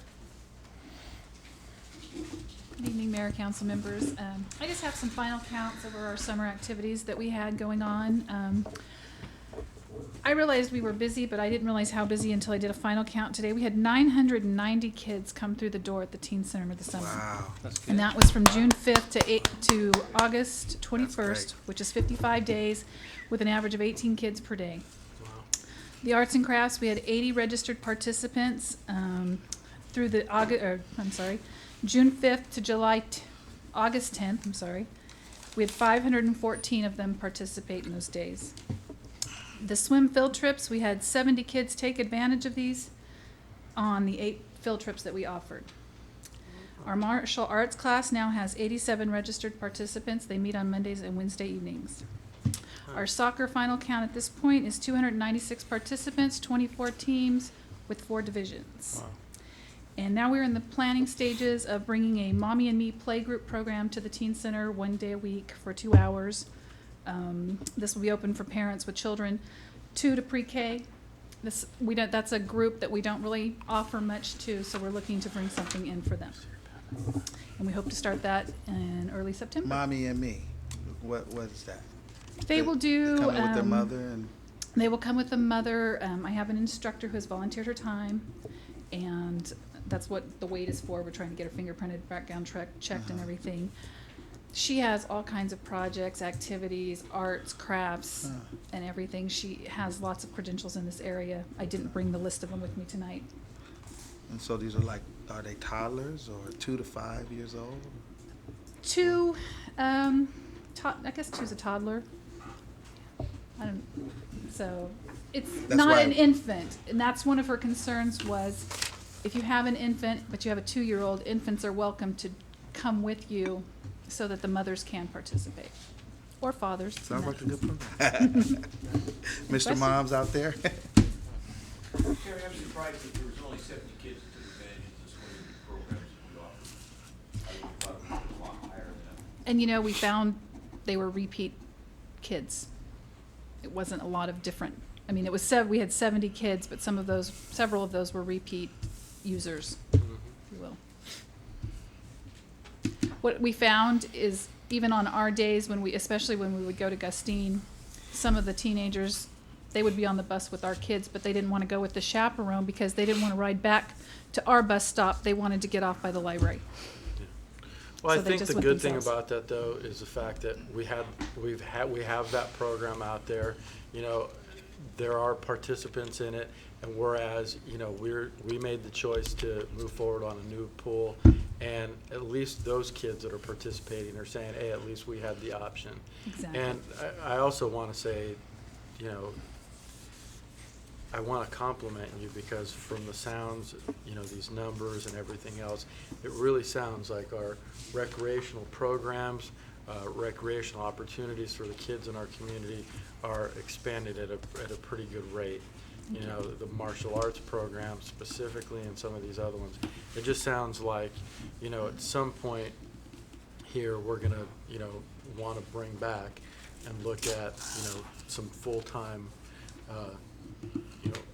we want to probably at some point look at, a recreation position that's more full-time, because I think at the rate Terry's going on these programs, that's what we've been talking about for years.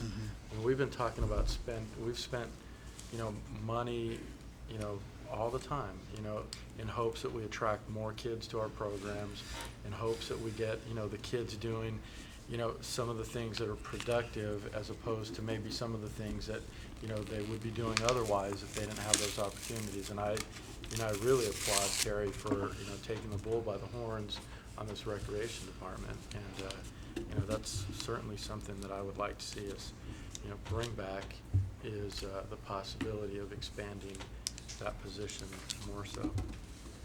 You still hear clamoring over there at the skateboard park periodically? No, they're Just pretty hearing- happy over there. That's what I It mean. was- They're they they're were- they're oh, yeah, they're they out there were on the- using it. Yeah. They come in and borrow a broom occasionally to Yeah. sweep it off, so. It was used pretty good during the summer. I could vouch for that, passing by there 2-3 times a day, yeah. Definitely. And all times of day, too. Yeah. Early morning, evening, when I leave, There I may see be them some out need there. for, we have space to expand over there a little, don't we, for that? I Depends believe. how big you Ernie? make my pool. Thank you. Good work, Terry. Any of the chiefs have anything else to add? Okay. We have to take a break? We were just getting to our 2-minute break? Okay. We're taking a 2-minute break. That's not necessary, is it? Because we're, Well, we don't take. our supervisor was going to tell us about. That's why he wants to change the DVD. Supervisor is going to tell us about reinstating our fees after the increment is up, so. Oh.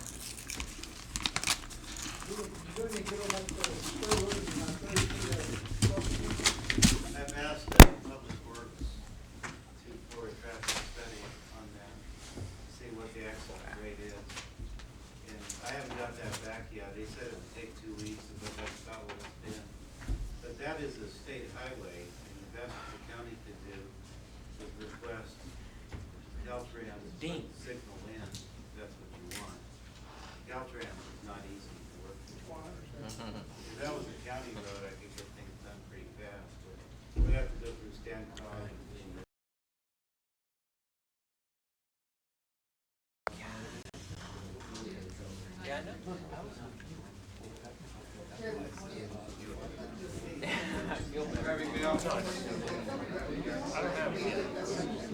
As far as that letter should go in the press.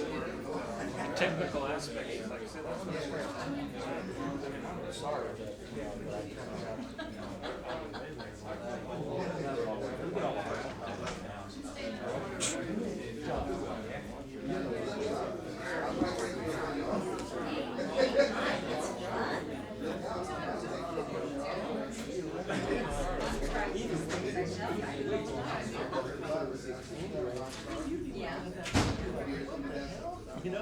I know. Oh, well.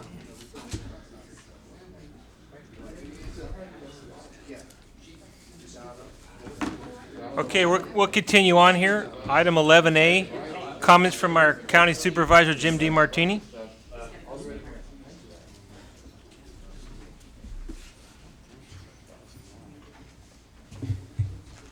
As I said, tax increment questions would be, explanations would be nice.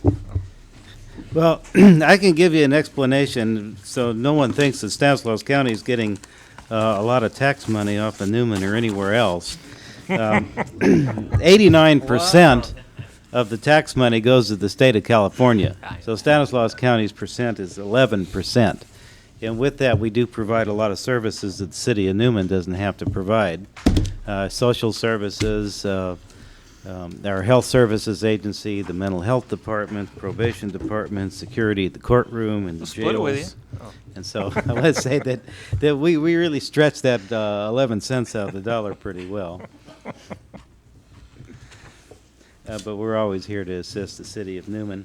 I have two items of interest to Newman tonight. One, I just found out about this on Friday. Assembly Bill 142, which is the bill that appropriates $500 million to the Water Resources Board for levee evaluation and repair. I spoke to this council about it about 2 months ago, where Stanislaus County was getting the stage for applying for the money to repair the levees, and one of the major spot in Stanislaus County that needed the most repair was along Newman's sewer plant to keep water from the San Joaquin River from coming in and flooding your plant. We were moving along in that direction.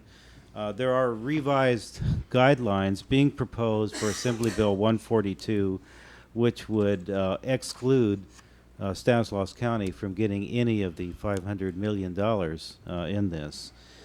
Stanislaus County did react to this today and did send a letter to the legislature requesting that Stanislaus County be included in this $500,000 levy repair bill.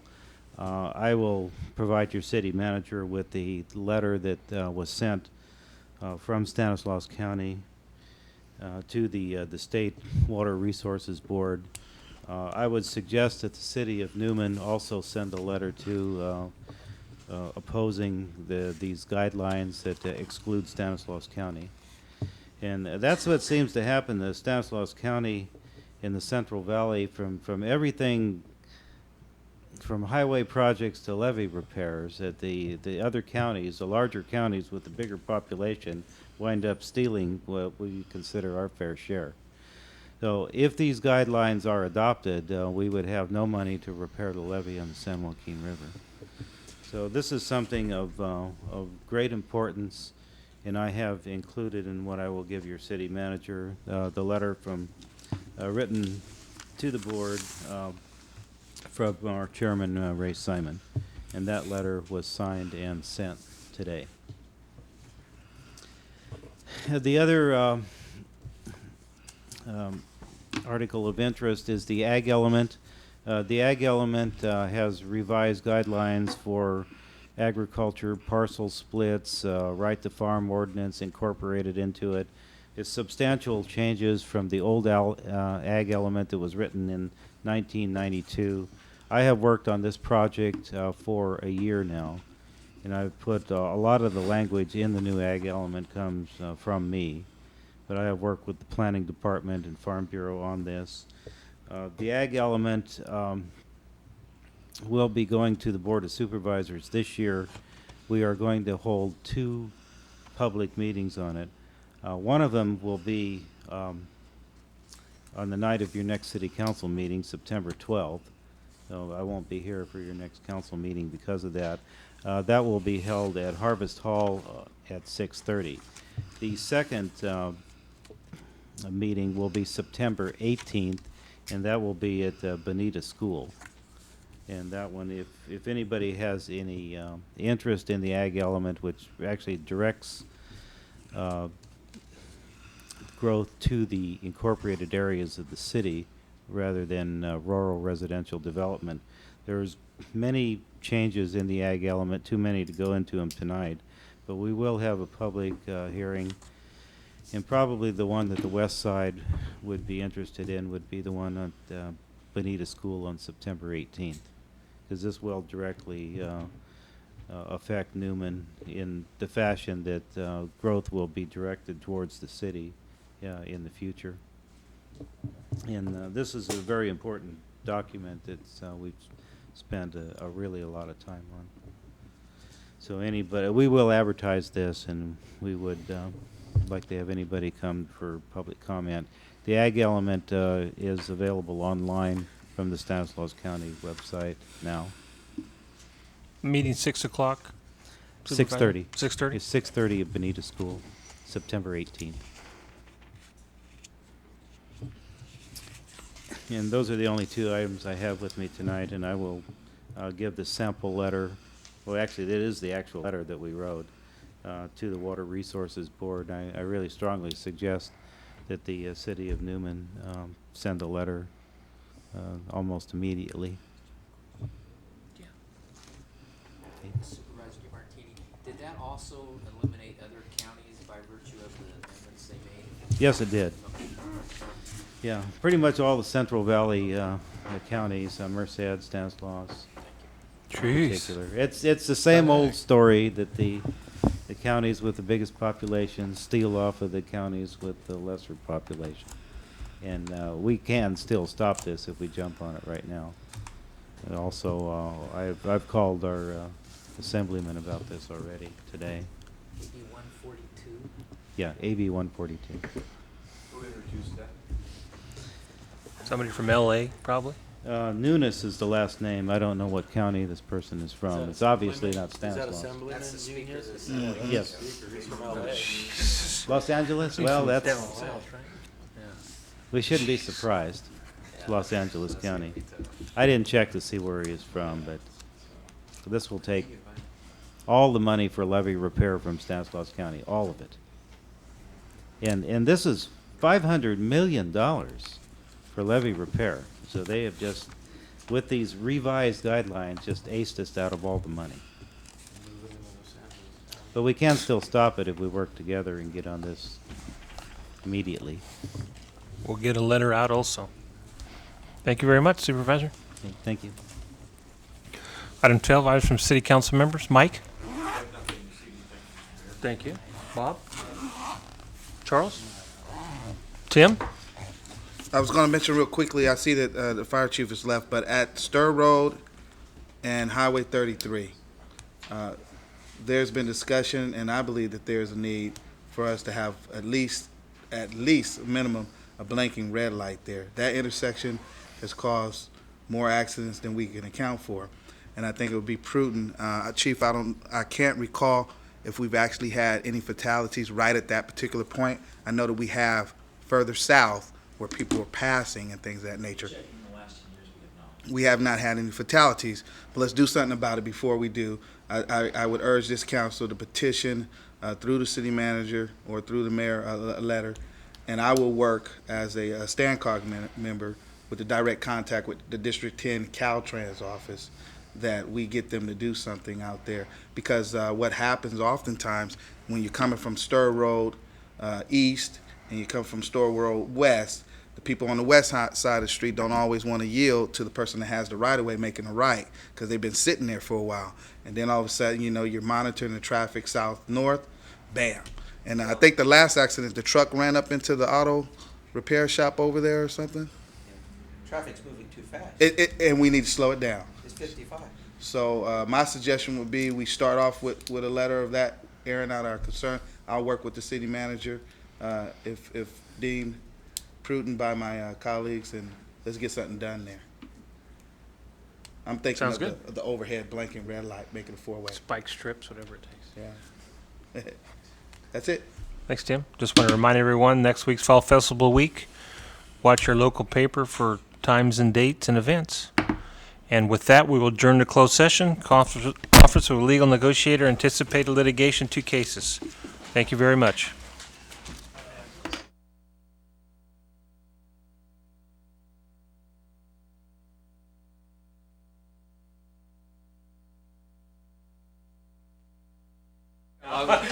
Longer way down.